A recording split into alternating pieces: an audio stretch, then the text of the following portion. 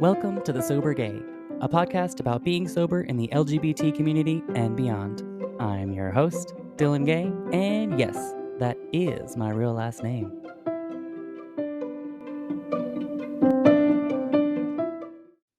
Hi, Aubrey. Dylan, hello. Oh my God.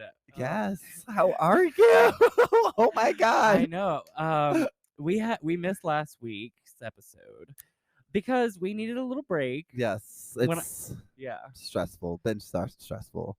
Yeah, I know. It's okay though. Yeah. It's okay to cry. Oh God. Am I looking like I'm tearing up? Hold on. Oh. I got that. Ooh, Aubrey and I are enjoying these beverages that were sent to us by Sunwink. Oh yes, and this one is freaking delicious. It's hibiscus mint. Yeah, that one's my favorite one. It is like the most subtle minty flavor, but when it hits, it's like yeah, and I'm drinking the lemon rose uplift. Delicious, 50 calories. And they also have the detox ginger they sent us. They sent us a case though. It was very nice of them. It was. Thank you so much. Yeah, thank you to Sunwink for the lovely beverages. And I will enjoy it during this time. Speaking of those nice herbal tonics, today we're going to be talking about poisoning the mind and the body. Yes. It's an interesting topic, I think, because I Yes. came up with it. This was my idea. So yeah, tell me, like, what when you think of like poisoning the mind, what do you see? Or like poisoning like yourself, is it what do you see? Is it influence in just your life in general and what you see, or is it just like what you consume and how you're consuming it? So I think of it like this. When I feel like when we're born, we're all born as, one consciousness. And I feel like it's all, dare I say, the same blueprint consciousness. Consciousness.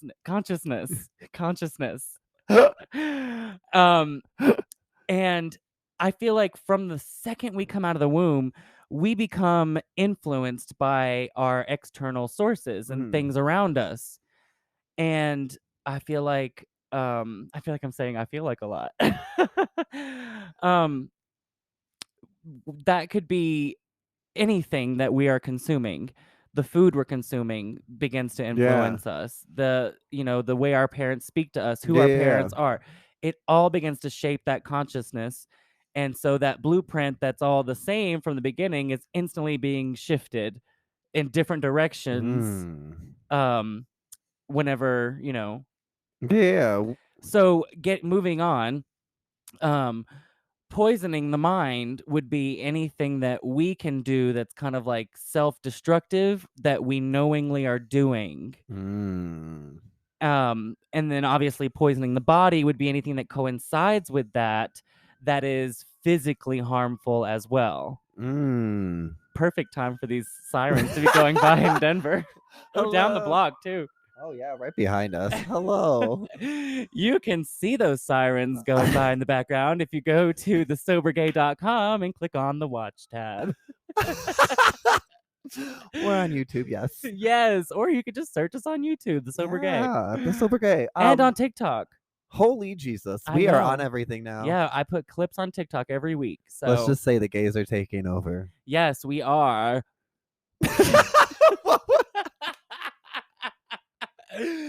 Okay. So back to poisoning the mind.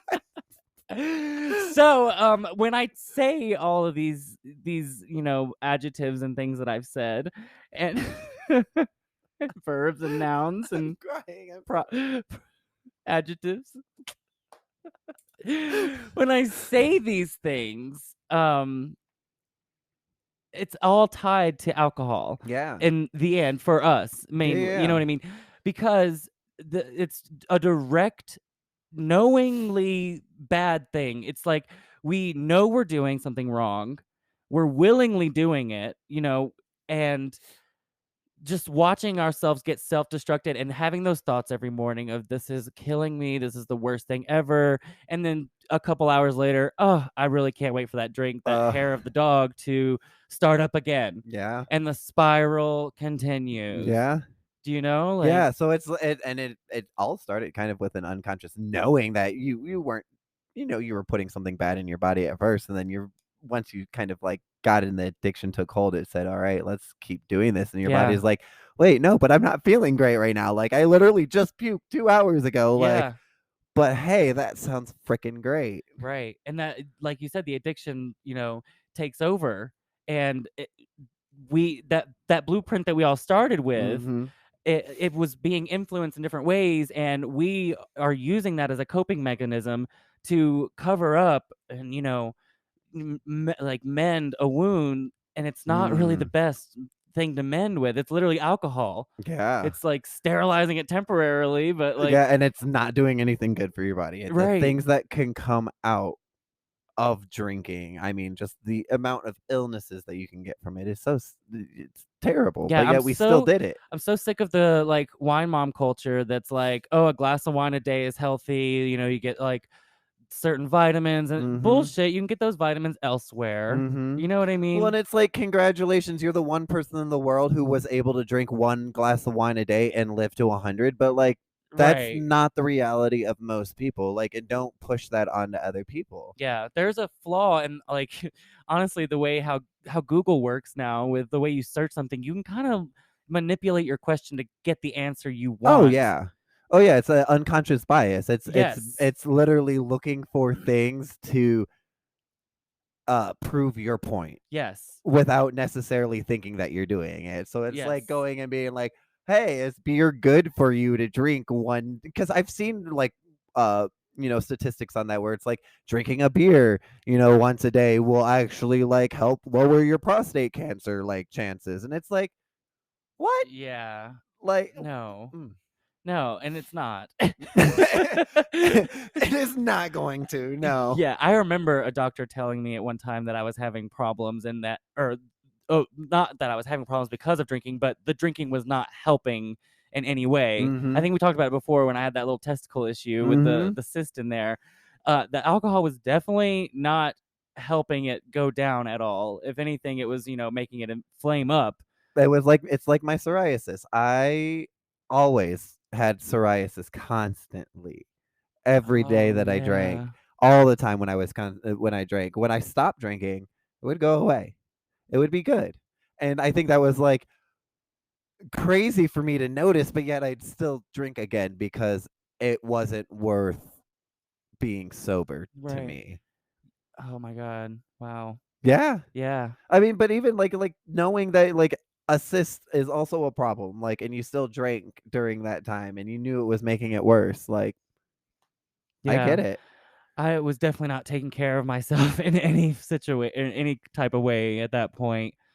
Um, uh, I know for me, I think this is interesting. I don't know if anyone else did this, but I used to consume, and I'm not one to like believe that movies really like influence a lot that you can do, but I would watch a lot of movies with a lot of drinking in it, a lot of yes. partying, and it was my way of kind of attaching myself uh to that what are they called? Anyway, I was attaching myself to them, and I saw that I wanted to kind of be like that, so I would embody that, watch it, and that poisoned myself because Yeah. then I started taking it on. Yeah. Do you remember the movie 13? It was like this movie Mm. about Jacob's shaking his head, yes. Um it's a movie about like these 13-year-old girls, and I believe one moved to this new town and she befriends like the school like hoe or whatever Mhm. they try to make her out to be in the movie. Um and like she like kind of influences the new girl. It's very like Degrassi, like, Love that. and it's a great movie, honestly. But it was just very like glamorizing, and alcohol and drinking and drugs and shoplifting. And I remember watching that when I was maybe, I don't remember, like 15, 16 maybe, Mhm. and just like, oh girl, I want to emulate that too. Like Mhm. of course I can. Like I have, like, oh my god, I got I got not arrested. Sorry. I got caught. Well, I did get arrested, but not at this particular time. um, I got Panty Thief. I got busted shoplifting when I was young, there's like a hair on my mic and it's tickling my nose. I got busted. Okay, let me tell you the story. I'm excited about this. So it was me and 2 friends, and I actually didn't steal anything, but I was an accomplice. I was down for the ride. We went to Kohl's, and we were 14, 15, and we went to Kohl's, and they grabbed a bunch of panties, and we went to one dressing room stall, and they put took their shorts or short jeans down, and they put all the panties on over and over each other. And so they took maybe like, I don't know, maybe 20 pairs of panties. And I was just standing there in the stall, just like trying so hard to like be nonchalant, because I was like, this is so like bouge. But I was also just having the time of my life, because I was like, you're 14 and you're like, I'm getting away with this. Yeah, and I was like, I am living that fantasy of that fucking movie. This is everything. So we think we're the hot shit and we're getting away with it. So they put their jeans and their shorts back on, and we go to leave the Kohl's, and we're walking out. And all of a sudden, the security guard's like, "Hey, excuse us," or "Excuse me, excuse me." And me being like the sneaky Pisces, is just like, "Keep walking, girls. Let's just keep walking." And they're just like, "Huh?" And like, kind of want to turn around, and I'm like, "Oh shit!" And then I turn around with them, and they're like, "You need to come with us." And we're like, "Oh god." So they bring us to this little room, and they're like, "We're gonna have to call your parents, and the police are on the way, and then we'll decide what's gonna happen."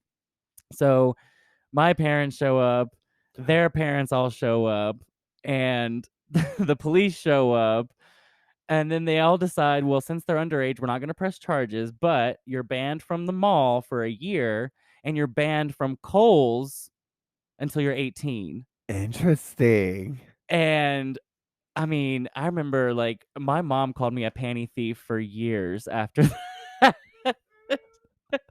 The night of, she was not happy, but after a while, like, after it set in, I love that. She called me a panty thief for a long time. You're like, Mom, I didn't even steal them. And every time those friends would come over, she'd be like, y'all don't go stealing no panties now.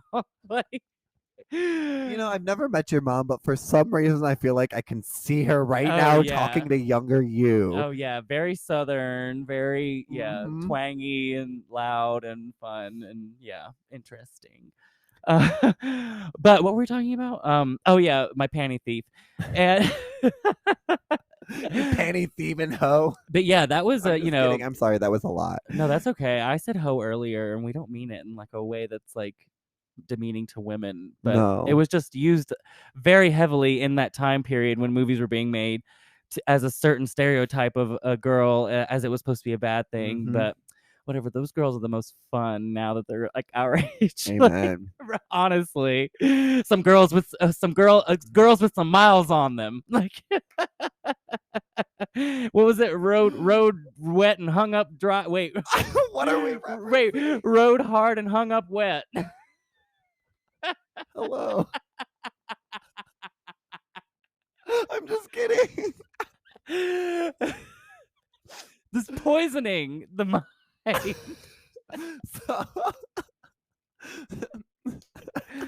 Oh, okay. No, seriously.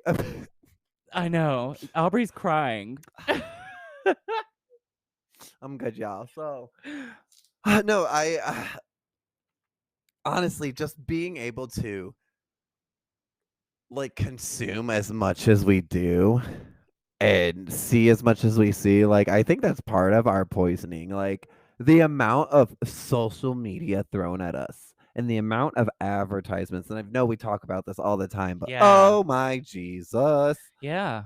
Like, seriously, the amount of advertising that there is out there, and it's just, and everyone has fallen victim to it. Like, I don't care like who you say you are. Like, I do not believe that you have not fallen victim to advertising.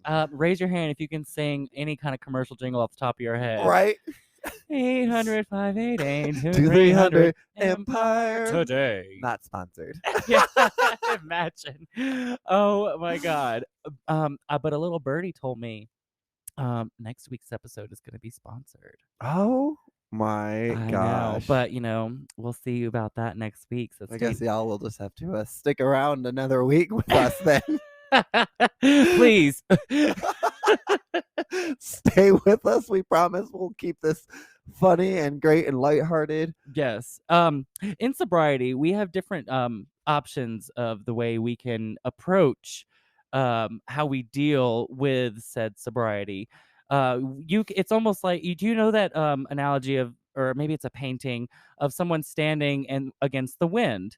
And there's one person who is standing with their back to the wind, trying to like huddle themselves to protect themselves, and they're just so closed off and the hair's blowing in their face. Mm-hmm. And then the other person is standing with the wind and it's blowing against their face, and they're just like so nirvana happy, and they're just embracing it. It's like it's just like the weather is what it is. It's always Mm-hmm. just being excited, like, oh, like when someone says, what's, do you like rain or do you hate the rain? No, I just love weather. It's like that kind of like Interesting. So it's taking the narrative and not necessarily saying it's good or bad, but saying that it is just it is what it yeah, is. it's Yeah. okay. And it's like weather. it's choosing if you're going to let something poison you or be, helpful to you, or a learning experience or whatever it may be, looking at different situations that arise in your life. And I've noticed that a lot in sobriety because I was holding on to a lot of old ways about myself, and I started to question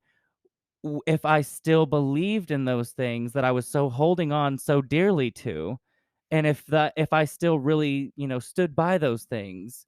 And I really started to see how many things I thought were poison to my brain that I was choosing to make them poison to my brain. Mm.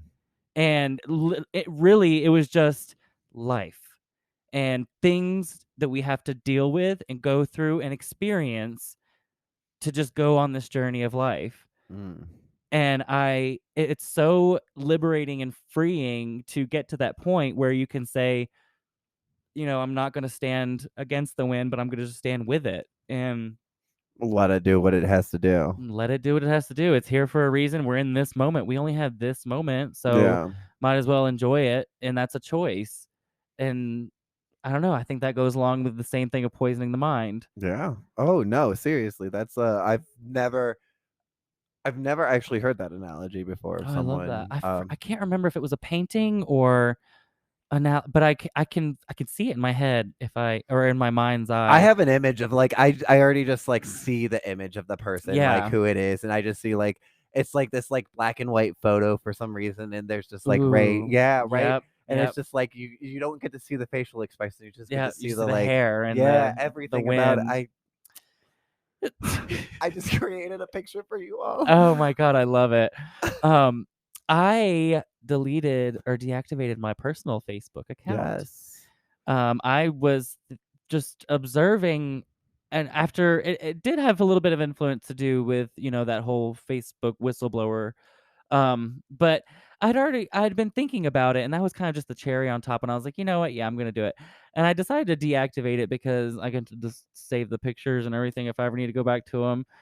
Um, but it has been nice because it's Yeah. been probably, I want to say maybe 3 weeks now, maybe 4 weeks, maybe, I don't know, since I've done that. Um, but yeah, there was reports coming out, obviously, that Facebook is negative, on the negative side. I don't need that in Yeah. my life. Yeah. Well, I and I don't need to see everything that's going on in everyone's personal lives 24/7 Yeah. constantly, and like Facebook, it is what it is. I believe that the amount of stuff that we put on there, it is such a bold-faced way of trying to get people riled up without actually having to deal with the consequences. Yes.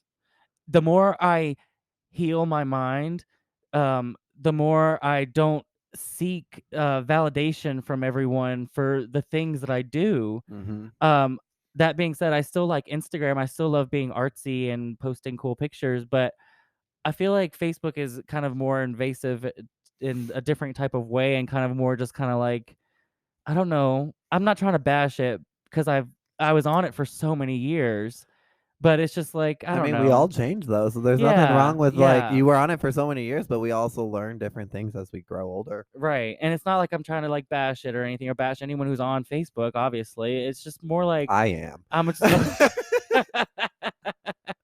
I guess I'm just like over it. I guess, you know what I mean? I'm just like, I don't need it anymore. I'd rather stick to TikTok and other things that make me laugh, you know what I mean? Or Yeah. keep me informed or whatever you may be, or Well, whatever I it may mean, I be. just think there's just a lot of other ways that we can.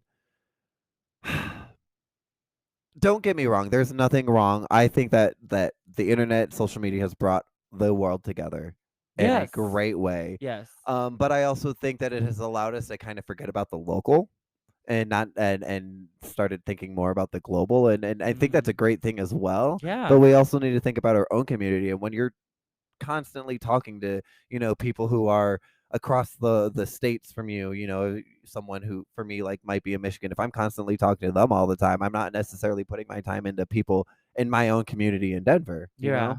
Yeah, I get that. And I think that's why I still like to keep on the Instagram, I guess, at this point, which I know is a company under Facebook. I'm totally Yeah. aware of that. But it's just a different sharing platform, I feel like, in that sense. But it's just not it's not as personal, I feel like, Yeah. honestly. Instagram is more just like a pamphlet, like advertisement for us. It's like, Well, and I get friend request friend what happened to you? What did you get? I had that one year and I had a cream, fixed it right up. friend requests. A I get random friend requests from people. Yeah. Like, and they're like people that I haven't talked to in 15, 16, 17 years. And it's like, Yeah. you want to be my friend on Facebook for what? Like, we're going to click be friends. And then what are you going to do? Message me? No. Or We're I'm just going like, to sit there. or I'm like keeping up with someone that I met once on, a certain reality show competition that I was on. But, but like I remember I was like Facebook friends with this one guy that I met there, and he played the ukulele. It was really cute. But like, why? Like, we met once. Actually, no, I had him come over to my house and he gave me a blowjob after that. But we met once, twice, 3 times a lady. 2 times we met. If you had sex on the first date, it's meeting twice already. I can't remember his name though. I deleted him on Facebook. Okay, I had this one crazy ex that made me delete all the guys Oh, at one no. point. So in like 2016, I pretty much lost everyone that I had met guy wise before that. That wasn't like direct family member or like a close friend. Like, so stupid, so insecure that guy was. For real. But yeah, exactly. If I know now what I knew, if I Ugh. knew then what I know now, like about life in general, I would have never put myself through a relationship like that. But we have to go through things like that, to get here. What was I really talking about do. though? What was I saying? I don't know. I don't know. What were you? I got off on that X. Woo! Ooh.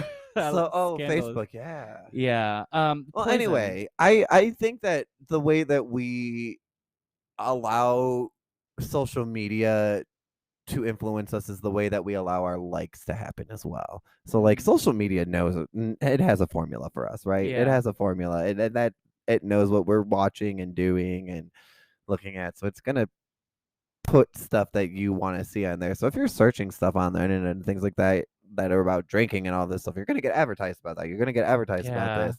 So it's like you got to just be careful about what you're putting, what you're liking, and what you're like, who your friends are on there. I remember in baby sobriety, I remember going through and just still seeing so many ads, and like that's when I was starting to realize how saturated all my algorithms were. And I remember I would like report all of them as like report them as like harassment or whatever, just because it was like baby sobriety, and I was like, I don't want this around me anymore. Like, get rid of it. Like, I'm tired of alcohol. Yeah, and I would like report it and like be like, I don't feel safe. Like, yeah, it's a very scary, and I think about that, like that. There's a reason we are so scared of that, because it's allowing that poison to slowly seep back in with not necessarily having to drink. Right. Like, it's a scary spot to be in, because it's kind of that like uncontrollable spot that you can't really do anything about. Right. Unless you literally are watching everything that you're doing on that platform. Right. I guess shifting towards poisoning the body, with alcohol, I think alcohol is one of the main, if not the main, gateway drug. Because I will tell you, smoking pot, I never decided to, snort cocaine or, take parachutes of Molly or, you know what I mean? It was all while drinking, you know what I mean? So Oh, I do. poisoning the body, alcohol goes hand in hand with a lot of those things. Food, the greasy, nasty, like bad food. Oh my God, I would order 2 orders of chocolate lava crunch cakes from Domino's, which comes with 2 in each little thing. So I would have 4. Yeah. I would have 4, and I would just rah, rah, rah, watching Sex and the City reruns or like or The Circle or whatever it was. Oh my God, yeah, I've done that. I've done Yeah. where you order like 5 pizzas to yourself and you say, Yes. I can do this. And then you wake up with the most gnarly heartburn from all the red wine, beer, and pizza and food. Then you're ready to go again. Yeah, and the sucky thing, I'd always wake up and be like, oh, I don't remember how those lava crunch cakes even tasted. Like, and you just see the empty box and you're like, I had 2 boxes of these and I don't even remember any of that. Like, I don't even get the first bite. Right. It sucks. Oh. Okay, well, I think that comes to the end. Wow. I So know. soon. I know, but Dylan, it's been 2 weeks. I And you're know. cutting me off. Oh, Well, we're gonna I smash guess some more out. good. All right, good. Well, Don't you know that you're toxic? Ooh, doo, doo, doo, doo. Yes. Aubrey, sorry. Go ahead. I was just about to say, some person did a very punky rock version of that on Alter Ego today. What's Alter Ego? It's that music competition where they are these cameo like 3D projections. Oh, it's like the Digital Masked Singer? Yeah. Okay. Yeah, Digital Masked Singer. Yeah. Okay. And okay. they sang Toxic today, and let me tell you, it was interesting. Was it good? At the Interesting. beginning was not great. And then it was like got into it and you're like, oh, okay, I can get down with this. Yeah. Ooh. Yeah.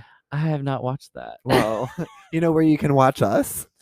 On thesobergay.com under the watch tab, or search for it on YouTube. The Sober Gay. Yes. And do you know where they can email us if they have any questions or just want to talk? Yeah, send us those emails at thesobergay@gmail.com. And if they just need a quick place to find all of this, where would they go? Well, the website is thesobergay.com. You say that already. But I mean, they could keep up with all our stories on Instagram at the Sober Gay Podcast. I tried, you all. I took it over. Beautiful. Thank you. Until next time. Stay sober, girl.